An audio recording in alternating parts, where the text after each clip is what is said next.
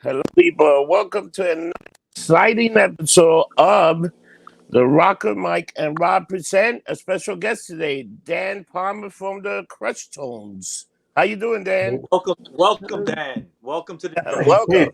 Thank you guys for bringing me on. Happy to be here. What I'm going to do right now is I am going to share this on the Rock Show group page, so bear with me 1 second, okay? Hey, so Dan, how you been doing with this pandemic and this whole change of lifestyle? Oh, it's been crazy. I mean, as a teacher, thankfully, I've been lucky that since the start of the school year back in late August, that I've been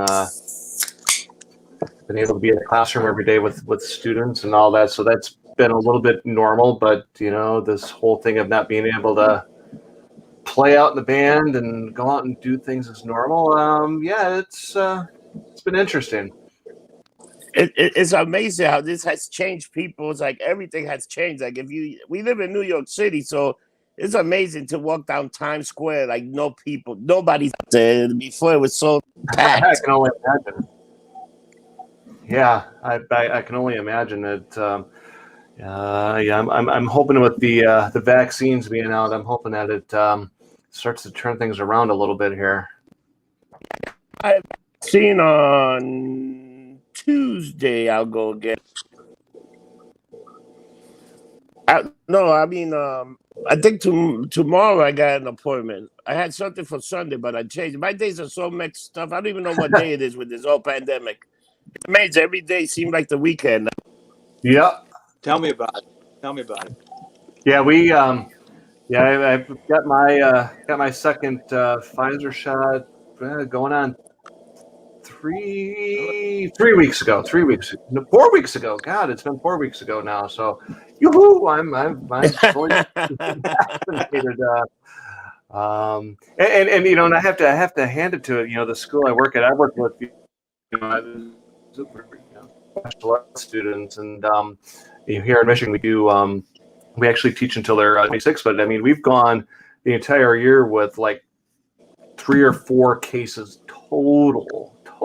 So Wow. it's that we've been doing a good job with the masks and the social distancing and the hand washing, and it's a pretty good feeling that to know that if you do it right, that you can keep it down, and hopefully with these vaccines we can hopefully by summer we can be back to relative new normal. I think it'll be by summer. I think by summer. Yeah, I think so. Seeing a lot of the cases are coming down.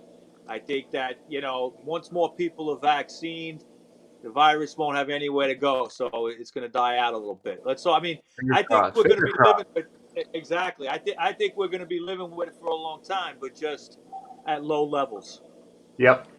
Yeah, and it'll probably, it's like I keep telling people, it'll be a situation where where it's going to be, probably, you get your flu and COVID shots every fall, and we'll probably have maybe 2 or 3 months out of the year where we have to wear our masks when we go out, during COVID season and flu. But the amazing thing that I've really noticed is there's had a whole lot less people staff students because of masks and washing the hands all the time, and I really do think it works. Well, they knocked out the flu. Nobody's getting the flu. Yeah, I know. Yeah, because you can't. So you want to get this underway? Yeah, underway. We're live already, Mike. Yeah, here we are. We're talking pandemic stuff here. Well, listen, I want to tell everybody, everybody that knows me from the show, they know I'm always on the lookout for new bands to talk about. Rock and roll has kind of gone a little on the underground side now. It's not so much in the public conscience. So we got to kind of look for these bands, and they're out there. A lot of great bands, but we have to look for them. And one guy that I always turn to almost every week is DJ Bill Kelly, who has a show on Little Steven's Underground Garage called Black Hole Bandstand on Saturday nights. Bill is a fan of our show too. He's mentioned us on his show. So hello, Bill, if you're listening. He played your band, the Crushtone. Okay, Mm-hmm. played you guys about a week or two ago, and I was just like, whoa. I listen to the show and I always like what he plays, but there's always a couple of standouts, and you definitely stood out. I'm a sucker for that '60s garage, band. Good melodies, good harmonies. I grew up on the Nuggets and Pebbles collection. Okay, I was a punk rock kid, but I had that stuff that I liked as well. So when I heard it, I was like, oh, this is very reminiscent, okay, of that. And you're from Michigan, right? Saginaw, Michigan, if I'm The correct? uppers, yep. Okay. Yeah, and we've done so many shows on the great Michigan scene that's existed for the last 50 years in Detroit or Ann Arbor, other places, the Stooges, the MC5, Mitch Ryder and the Detroit Wheels, the Motown stuff. So much great music comes out of Michigan. I don't know what it is. Can you answer that? Why is so much It's great got to rock be in and the roll? water. It's got to be. Not the And- Flint, I Michigan I mean, water. I mean, you take a look at the '60s and early '70s, what a fertile ground it was. I mean, not only the bands that you mentioned, but I mean, Bob Seger, the Stooges, the Motown stuff. You had SRC, which I think more people need to hear, and Alice Yeah. Cooper, and here in Oh, yeah. Saginaw we had Daniel's Den, which is right over next door to White's Bar, where we played a lot, and they had a lot of bands that played there. The Amboy Dukes, and they had a lot of the national bands. Yardbirds with Jeff Beck played there, and the Jefferson Airplane played there, and Simon and Garfunkel played at the YMCA, and Wow. Hitchhike from Saginaw, from the song America on the Bookends album. I mean, it was written in Saginaw, and it's just it's such an incredible part of American rock history, and I'm kind of glad to be part of it. Wow, that's Yeah. amazing. Let me ask you a quick question. Since this whole pandemic, how do you guys still get together and practice, or how are you do band practice and stuff like that? Well, we've been doing Zoom band meetings. We actually did get back together in June to practice for a while, and then our drummer decided that he wanted to kind of go off in a different direction. So he graciously left the band, and so the rest of the guys, the other three guys and I, we kind of holed up in my basement, and which is where I'm at right now, and through drum machines, and came up with we've got this backlog of song ideas, and I'm horrible at writing lyrics, and I'm so prolific at that, but so we kind of messed around. We decided to go and record. We kind of went into the studio in early mid-October. Well, one of the guys that was helping the engineer, the owner of the studio, he's like, oh, I really want to play drums, and so we tried him out in October, and we actually wound up playing our last show on Halloween, and right after that everything got shut down. Wow. And as a school teacher, I kind of felt, I really have to practice what I preach with my students, and so we've held off on practices, and in fact, I think we're going to start practice next week, because we are tentatively scheduled to play in early April, the first weekend of April, because things are finally starting to open up a little bit in Michigan. They're going to go to 50% capacity, so I'm really looking forward to getting out and playing, with this new EP that we've got, and the songs are so damn good, and and our new drummer is bringing a lot of energy to the band, and it's just been crazy. We're looking at really a whole year of not a whole lot of live music. It's kind of depressing in a certain respect. Yeah. If I could just jump in for a second, you mentioned your new EP that's coming out called Not No More. Yep. The track that I heard on the Bill Kelly show was Caught in the Corner of Her Eye. Great Right. title. Great title. It's just it's just reminiscent of that 60s garage music. But what are your influences? Like, what are your favorite bands? Where do you draw inspiration from to write a song like that now? Well, I mean, all the guys in the band bring in so many different stuff, but I realized after I wrote the lyrics and was listening to it that, lyrically, subliminally, it came from the girl from Ipanema. Because I'm big into that. Yeah, easy listening stuff, but I'm listening to like, shit, that's where that came from. But I mean, where I come from is the Nuggets stuff that you're talking about, and the Beatles and Big Star and the Kinks, as well as newer stuff like the Replacements. I'm a huge Replacements fan, and into that whole college rock thing of the 80s and early 90s, and then my bass player and my one lead guitar player, they're kind of more from kind of the metal goth sorts of stuff, and so we get together, we come up with these riffs, and the other guys will bring in these chord riffs, and a lot of times it'll be like really punky or really metal, and I take my total pop sensibilities, and kind of morph them into more of a pop song. I noticed that you posted a Hold On earlier. When the song came to me, it was more of a metal tune. By the time I got done with it, it's far from a metal tune. Wow. No, I never would have thought that listening to it. Just in the, Right. and I like heavy metal. It's just I didn't hear that. But wow, that's very interesting. The metalness was erased by the time. I mean, and not that I'm not into metal, but it's not my thing. I get it now. I never got it years ago. Plus our newest guitar player, we added our third guitar player about 2 years ago. He played with me years ago, back in the early 90s in a band called Bungee Death Fest.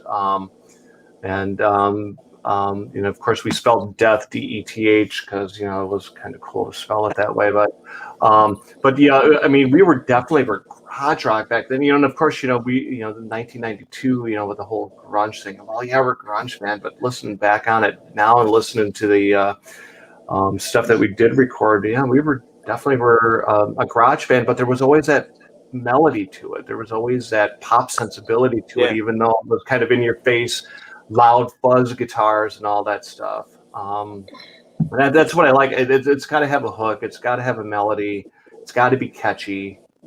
And it, and I don't want all this negative lyrical vibe to it. I mean, even though my lyrics tend to be on the cynical side, I want it to be upbeat and catchy, where you can sing along to it, and it hopefully sticks in your head for a couple of days. That's really good. You really want to make songs. Yeah, I mean, yeah, Mike, go ahead. Sorry. Everything I've heard so far is very catchy. I've heard so far is very catchy. Yeah, I've enjoyed that. And that's what I strive for. Yeah. Most of the time, you always want a nice, catchy tune, Was a band called Oh, you're freezing up, Mike. A band? You ever hear of a band called Blue Egg? I have not.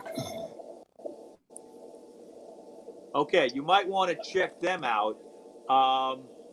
Do you know a guitar player named Frank Sessich that worked with Dave Bass? Oh, you're breaking up, Mike. I'm having a hard time hearing you. Power pop. Okay. Yeah. Okay. How about Mike. now? Is it better now?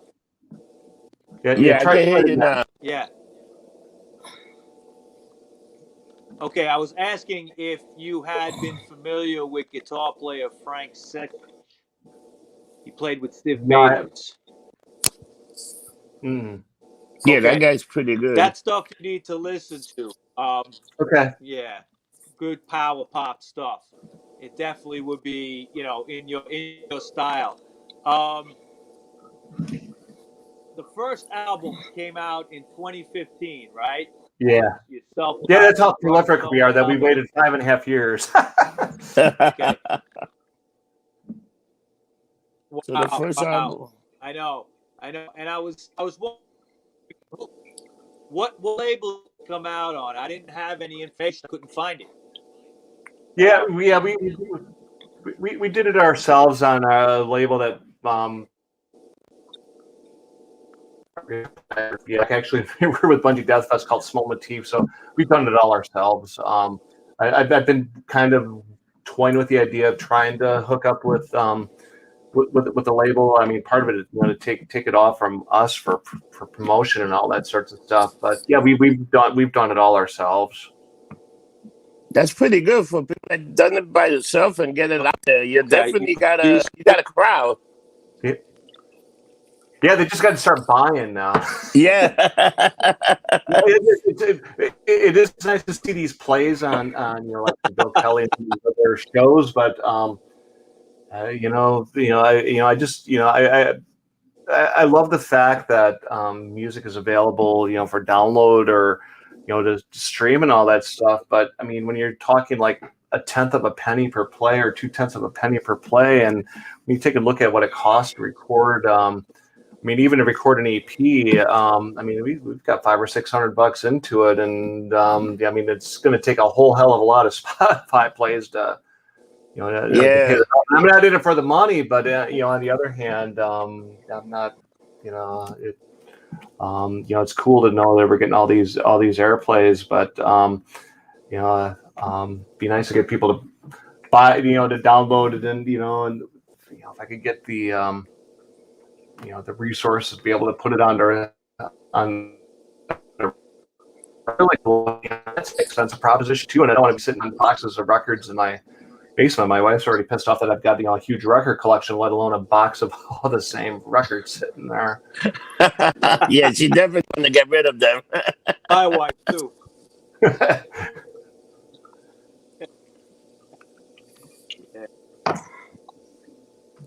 Okay, so tell us about the songs here on the 2015 album. One song was From the Get-Go. I really enjoyed that song. Tell us a little about how you came to that. Yeah. So our at the time we only had me and the other guitar player. So he brought that riff in, and actually it was a little bit peppier than that when he brought it in. And so when we started working with our drummer, he kind of came up with a little bit more of an ominous drum beat. And once that started coming in, then it's the lyrics kind of came in, and it's my usual typical cynical gonna stick it to the love. Yeah, the drums really drive that. And in fact, our new drummer, he's like, we really got to figure out how to play this live, because when we played it live, it never came off live very well, because and I think part of it's just because it's kind of sludgy, and it just to me it sounded really boring. But when I listened to it on the record, it's pretty awesome sounding. It's got those really huge fuzz tones, and it's got that driving toms, and it's a really cool sound, but it's never come off live for some reason. There's a lot of bands that they record songs, and then when they play it live, I'm just curious. The same. You talk about fuzz tones a lot. The fuzz tones that we use, Which tone are you using? Equipment? At that time, I was still using all my vintage stuff. I've been kind of putting some of my vintage stuff aside, because I don't want anything bad to happen to it. So yeah, for that one, I was using my early '80s Big Muff, and So I was using that, and I've got a vintage late '60s fuzz face that I used on a lot of the stuff. But I finally found a repro that sounded pretty dang close to. So yeah, I don't need to be taking $1,000 pedal out there to have something bad happen to. I bought that years and years ago, and there's some of my other vintage fuzzes that I've used, but really haven't pulled those out a whole lot lately because it's so expensive. I do love that record cover that you have. It's fantastic. Right. You know, there's like I'm like watching it on Apple right now and listen to I was listening to some of the song where you guys were talking. But it's a pretty good album, man, from top to bottom. Well, thanks. Even 6 years later, that people are thinking, "Wow," and I think it holds. I mean, if I can pat myself on the shoulder here, I think it holds up because it's catchy. Yeah, it's very catchy. It's catchy, and I'm not trying. Yes. We're not trying to sound like anything, or I mean, what comes out is what comes out. I like the thing with the theme song, the Crushtone theme. Yeah. I mean, what about a track like? Which one? Yeah, I like that. We lost you, Mike. I didn't hear what song you're talking about. Mike, log in and log back out. Log out and log back in. Mike, can you log out and log back in? Track. This always. All right, let me see. Hold on. No. Yeah, he's really freezing up. There we go. Yeah. All right. He'll probably join us again. So if he logs back in, he'll be fine. But yeah, let me tell you, the song I like, This Is Always Happening to Me, is pretty good. I kind of like that song. It's nice, catchy. It's a catchy tune. Well, I just because we've always wanted to get a keyboard player in the band, and and of course now that we got 3 guitar players, I don't need to have 6 players. But I just picked up about a month or so ago a pedal that emulates organs, and I'm going to start using an organ because it sounds really cool with that. And there's another song that always kind of fell flat live, but I think with an organ in there, I think it's going to kind of open it right up. And again, it's my typical cynical kind of downtrodden lyrics, and but to a really catchy, upbeat song. But it's really good. Let me ask you a question. How long did it take to record this thing? There's some people that go in there and record an album and they do it within a few weeks. How long did it take you guys to record this album? Well, the first album, God, we did. I would say we probably had no more than 25, 30 hours. We recorded that when I lived at my other house. We did the drums. The first set of songs we did drums at my house. The second set of drums we did at my drummer's house. But all of the guitars and all that stuff I did in my basement, and we knocked it out fairly quickly. Wow. And then the new EP, the 4 songs, I want to say that we tracked most of that live. I want to say that we put in for the 4 songs 12 to 14 hours recording. That's a lot of hours. Yeah, we just knocked it out, knocked it up. The notes and the second album we were really trying to get more of or the EP we were really trying to get more of a live sound. The first album from 2015 is definitely, it's more layered, and a lot of it was me going down in the basement. We recorded in the winter, and we had a bunch of snow days, as a teacher, and so I would just go down and just plug in my guitar and just I'd throw whatever ideas I could throw out there, and then bring the other guys in to do their parts. But yeah, fairly quickly. Not a lot of time spent on it. I'd like to spend more time on some of it moving forward, but I just wanted a really direct, punchy live sound, and I think we nailed it on the Not No More EP. Definitely nailed it. Definitely nailed it. Mike, you're back. How you doing now? I am back. I'm sorry about that, guys. All right, we Yeah. can hear you great Um, now. okay, you hear me better now? Okay, Yeah. sorry about that. What I wanted to ask you, Dan, is this always happens to me. To Mm-hmm. me, that sounds like a perfect example of your cynical lyric writing. Is that It's true? 100%. Yeah. when I heard that and the way the way you described your lyric writing, I said, "Oh, that's the one. That's definitely the one." But Deep and I heard meaningless. what you were saying about the trying to come off as more live sounding on the EP, and I agree. What I've heard Yep. off it, there's definitely a difference between the two. I think you did nail it with that live sound. And did you produce everything yourself? I was trying to ask you that before. Did I what? Did you Produce, produce produce everything. everything yourselves? Yeah, yeah. The first album I pretty much produced. The second album, Anthony Lee, the guy that owns the studio that we actually went into the studio for that one.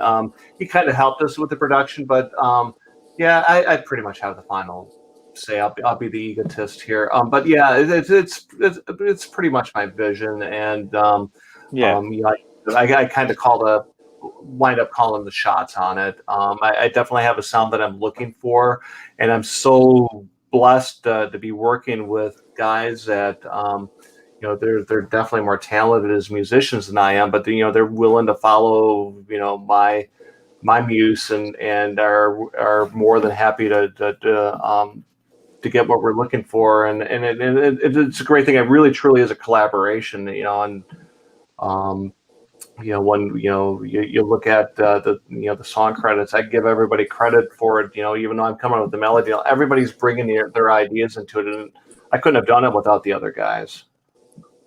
It's just me Yeah, to take. yeah. I It's mean, you could me to hear that. take You those could hear the directions. collaboration very well. Yeah, Right, it's right. my job is to take their ideas and to coalesce it into something that's catchy and poppy and go from there with it.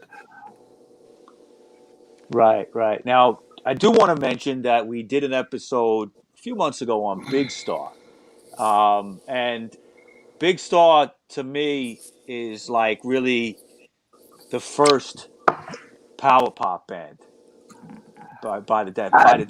would Do you disagree agree? because I think Okay. Badfinger was doing it before them, and of course, and I'm a And you know huge, what? huge You know Big what? Star fan. Yeah, yeah, I'll give you that. And Joey Molland, we interviewed him last year, the end of last year, and he's got a new album out that's fantastic. I don't know if Yeah, you've I've heard not it. heard that one yet. They're on they're on Omnivore Records. Omnivore has been putting out a lot of good stuff lately. They put out Joey's record. They put out Richard Hell's re-release of Destiny Street, which we've been trying to get Richard to The new come on, Matthew but Sweet album. doesn't seem to happen. What's that? Yeah, the new Matthew Sweet album is on Omnivore as well. That just came out. Yes, yes, Yeah, yes. I mean, they seem really to good be a record label too. that. Yeah, I haven't heard that yet, but I do like Matthew Sweet. I wouldn't be surprised if it's great. Yeah, he's Yeah, and always then good. there's a band out of Michigan, the Legal Matters. I don't know if their new album that's coming out is on Omnivore, but I know their second album, Conrad, was done on Omnivore back about 3 years ago. They're a really good band Yeah. too. Andy Reid, Andy Reid, who's part of that band, he did the mixing and mastering on the first. Okay, the legal matters. I like that Um, that name. It's a Who song, right? Yeah, well, that's where they got their name from. So yeah, you can Yeah, check those I guys like that. out. They're I haven't heard anything off the new album yet, but the first two albums are really solid melodic power pop. I think you'd really like that. Oh yeah, that's Yeah, good. that I gotta check that out. Let me ask you now. You mentioned briefly in one of our conversations that there's a lot of heavy bands in your area that you got to Yep, kind of compete yep, with.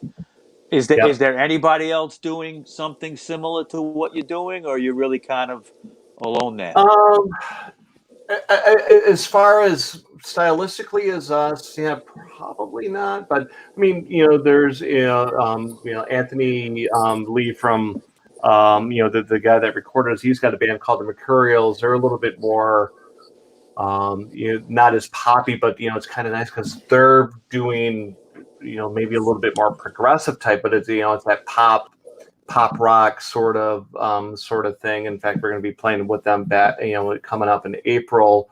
But really in the Saginaw area, power pop type stuff, not so much. Not too much. There are some, a good friend of mine from Lansing, their band, the Stick Arounds, they're doing, power pop type stuff, and there's some other stuff. But yeah, Saginaw, Mid-Michigan, yeah, it's it's a lot of heaviness, and there's nothing wrong with that. It's just it's not my thing. Yeah. No, I'm just thinking, is there some kind of scene that you guys could get involved in? I keep hoping for something like that to come up. We're gonna start the scene. Here we go. But yeah, it's we've been kind of like a fish out of water where we're at. Part of it is I haven't always been the most ambitious at promoting us, but on the other hand, knowing that Bill Kelly has played us on Underground Garage, it's like, well, talk about a boost of confidence knowing that we've been played on XM, and I want to kind of use that as a badge of honor. And how many bands can sit there and say that they have been played on on a national radio format, and and to think that because of a national radio format that you Mike discovered us. I was so excited when I saw that Bill had played us that second time. I knew that he had played us the week before, and then to sit there and to see that you're talking about a great song it is, and it's like it's like chills up and down my spine, because it's like holy cow, it's really get this. And when I told the guys in the band, Tom, our guitar player is like, so is Mike on our payroll? And I'm like, no, not yet anyways. I'll be happy to take the job. Well, we can't afford it, so get that out. All right. Hey, let me just give me free records. That's all. Mike, let me ask a question. I want to ask, how does it feel? Because you're a school teacher, right? Yep. So, what do the students, when they say, did they know you're a musician? Do you guys even talk about it? They think I'm a rock star. That's great. Well, and it's funny because so tomorrow, because we decided that we're doing a March Madness month with all these different activities every day for the students, and tomorrow is music day. Wear your favorite music t-shirt or rock t-shirt. So I've got several of the teachers have bought our t-shirts, but one of my students who he thinks I'm the greatest singer ever, or that's what he says. Oh, you're the best singer, and you sing well and all that stuff. But so we had a shirt made for him. He's kind of a big guy, and when he put the shirt on today, he was strutting around thinking he was the coolest guy in the world, and it's pretty fun. And of course, because I played a band doesn't mean I'm famous, and doesn't mean I'm rich. But yeah, they think it's really cool that their teachers rockstar. It's awesome. That is awesome. Well, you got to play it up, a little bit. Yeah, with the and of course, the long hair and all that stuff, kind of that helps. Adds mystique, yeah. So this EP that you took out, was these songs that you had because I know one song is from another album, right? But the songs that you had saved up just to take out. Something? Actually, none of them are. All of we not no more.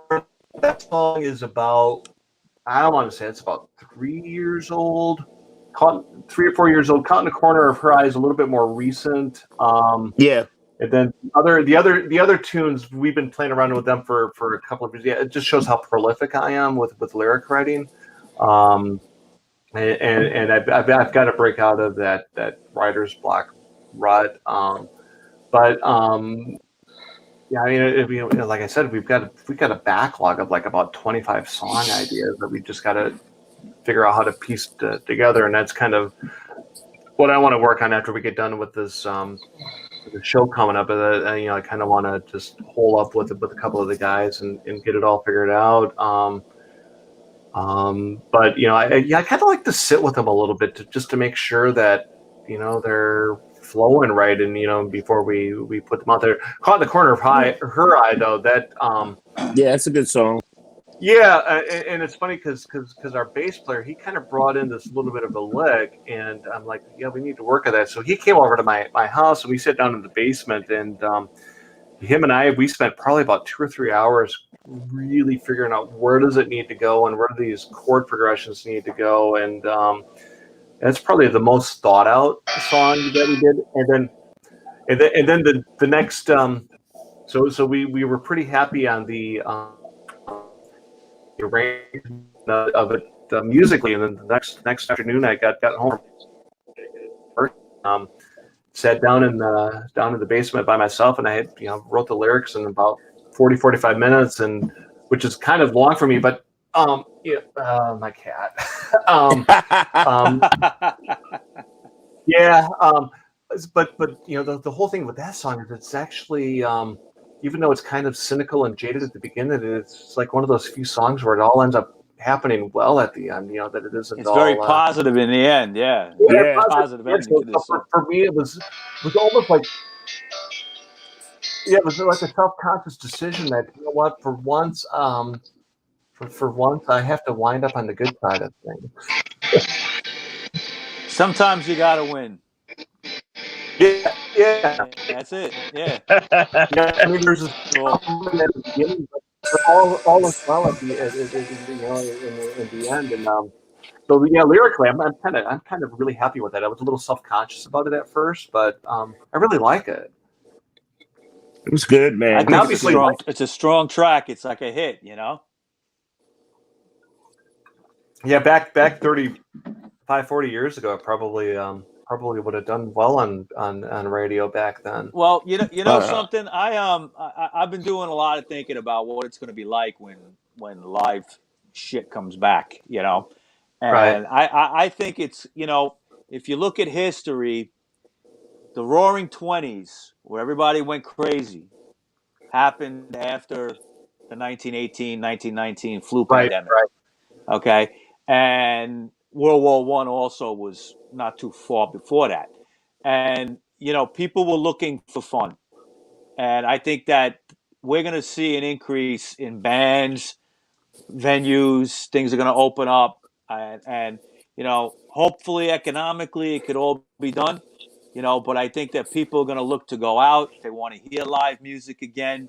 Nobody wants to sit and pay $20 to watch something streamed at a club. Right.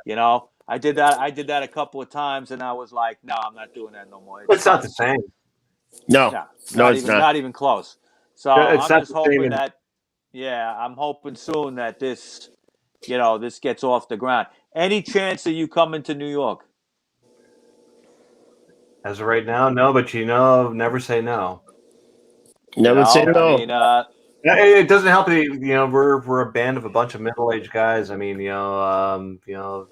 Tom and I, the old guys in the band, we're in our early mid-50s, all with families and careers, and the other two of the other guys have their families. Actually, it's kind of funny because my one guitar player that's been with me since the beginning, he's actually my son-in-law.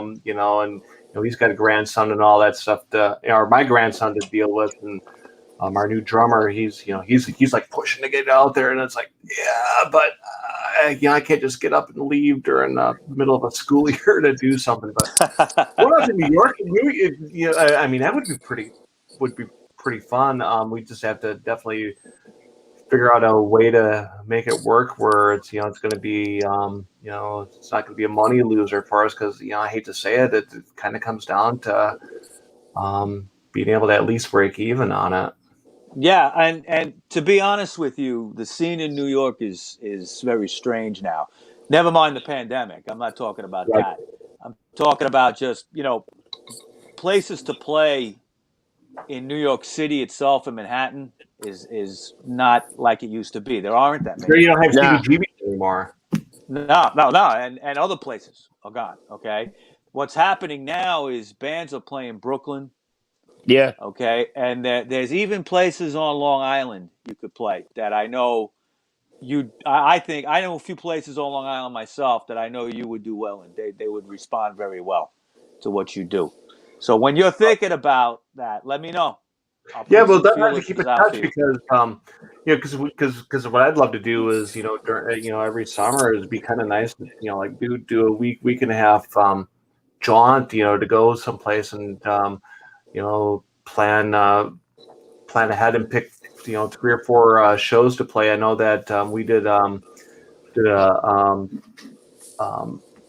show on Garage Door out of Seymour, Indiana, a few weeks ago, and they're like, "Yeah, God, you guys would do well." There's a couple of places in Indianapolis and Louisville and stuff. It's like this year's going to be a little tough, with the pandemic. But yeah, who knows what'll happen in 2022 and moving forward. I'd love to do it because I'd love to play in front of people that really like the kind of music that we're doing. Yeah, and they're out there, and like I said, I think there's going to be more of them.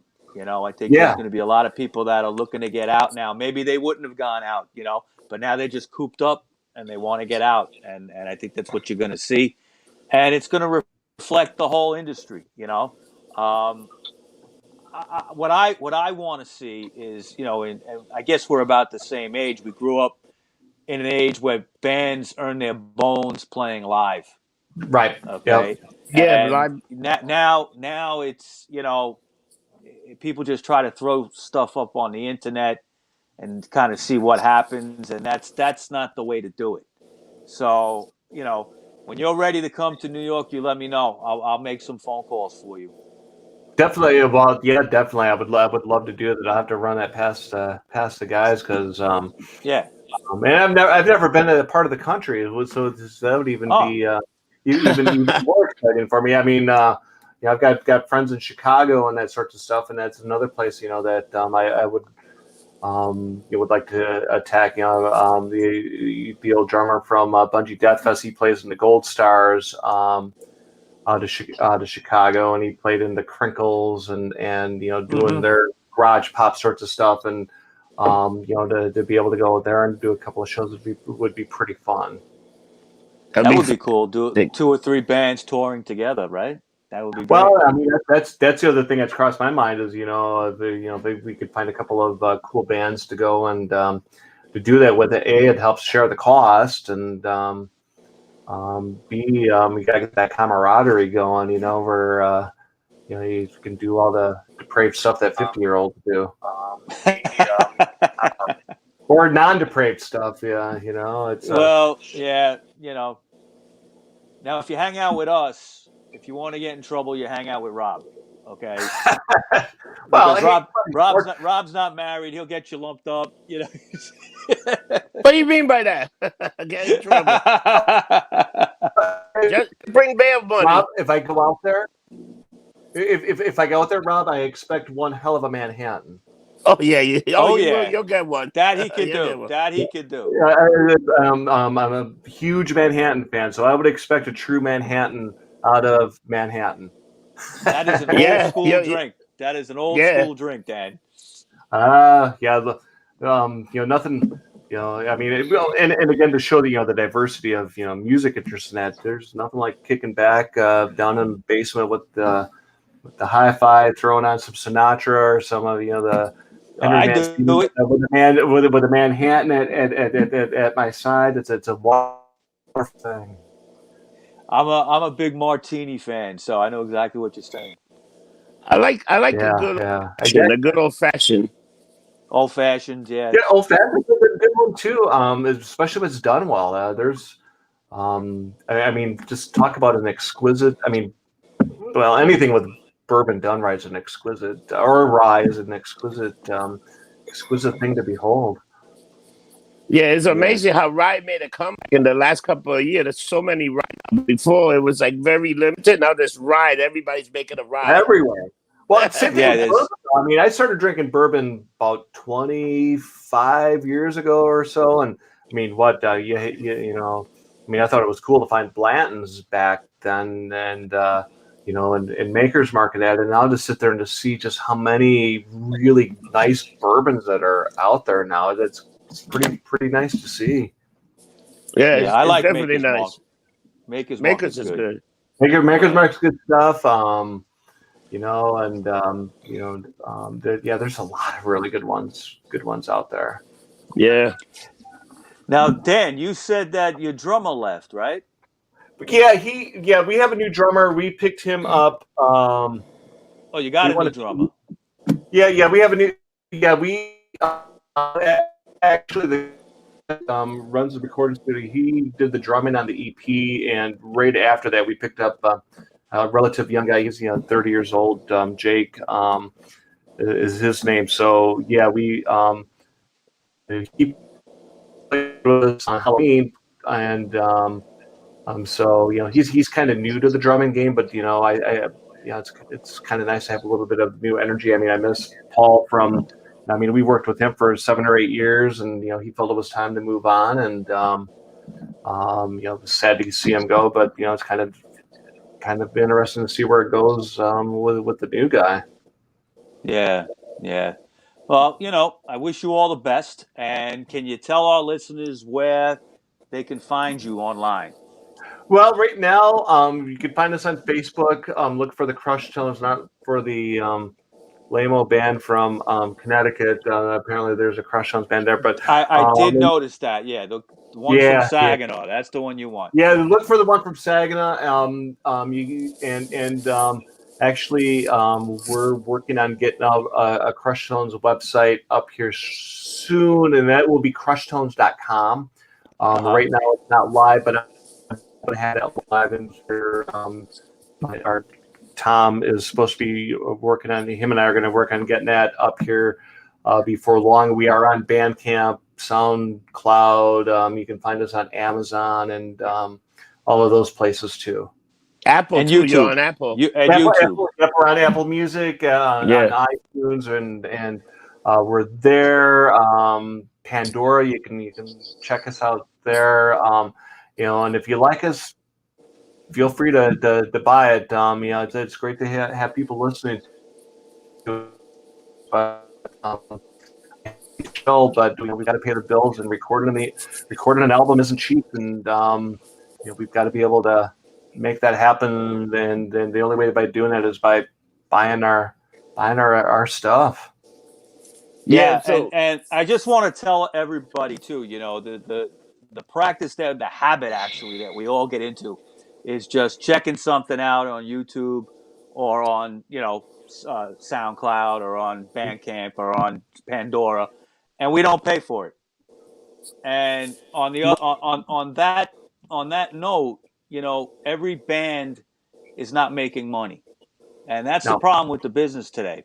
So I ask everybody, if you like a band, all right, check them out for free, but buy the CD, buy the record. Vinyl's made a big comeback. Okay, if you still got a record player, buy the vinyl. All right, support these bands. And the whole thing is right now we don't have a physical product out there, but in fact, I'm going to be posting on Facebook here shortly. Is that I want to find out what the interest is for a CD, so that I know how many how much of a run I need to make of them, because I'd rather have people have it on CD, because then it's in your hand. There's nothing like having it in your hand, whether it's a CD or a record. And I'll be honest, I'm a big record guy, but I don't have a problem with CDs either, because I've got something me neither. in my hand. I've got something in my hand. It's tangible. Exactly. And that's what is missed. When we grew up, you had your record, maybe, the lyrics nice and big on the inside cover. Maybe there was a poster inside. CDs are smaller, but you still have that tangibility. The whole download thing, it's great for portability, being mobile, but you miss out on that tangibility. So the fact that vinyl's made such a comeback, that's great. And younger people are getting into it. And from my standpoint, I get the vinyl, and the first thing I do is after I get the record cleaned up, I'm loading it onto my computer so I can put it onto my iPhone Yeah. so I can listen to it in the Yeah. car. That's fine. But you got the record there to pull out and throw and put on that turntable when I want to kick back and relax and really seriously listen. You can't seriously listen with a download. No, Now, no. let me tell you, I remember standing in line at midnight records at Tower Records. It was standing in the Midnight Madness with a Tower Record on your line. Every Tuesday, you knew that the albums were coming out, and you were there waiting more. You had a pre-order so that when you got out of school or out of work, you could go and it was right there for you. And downloads, it's not the same thing. Not it's just saying it's not the. I think we're missing the excitement. We're missing the excitement of going to the store and you got the album in your hand and you're so excited. You're reading it's great. It's feeling. And I always remember going out to the car. I always remember going out to the car, and the first thing I did was get out there and open up this thing and see, all right, what does the label look like? Oh, what is the inner? Yeah. Is there a poster in here? There's always, what's in here? What's it?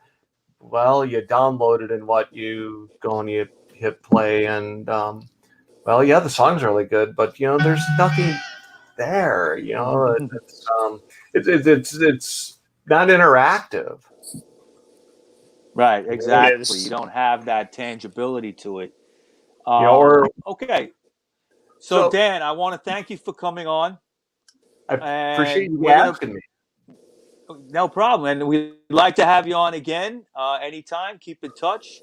And if you are in New York, you're going to have a good time with us. You're going to come. You're going to hang out with us. And we'll have a lot of fun. Hopefully, we can get you out here. Yeah, well, what we'll have to do is, the next time that we get get some stuff out there, we'll have to get some of the other guys from the band. We'll have to do like a great big huge. Yeah. So, Sounds good. thanks, Mike. I really appreciate the words of love and all of that. It really, it's a nice feeling knowing that there's people out there that get what we're doing. Yeah, and I'm all about, like I said, promoting new bands. And when I heard you guys, I said, these guys are going somewhere. I like how they sound.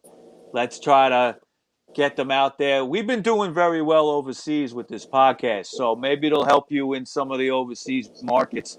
Somebody listening and be like, yeah, let's check out the Crushtone. So we were number 30 in New Zealand recently, so you never know. It's funny, man. It's funny. You're gonna have to move there.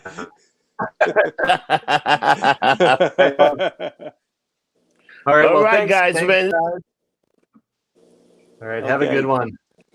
Thank you, Dan. Take care.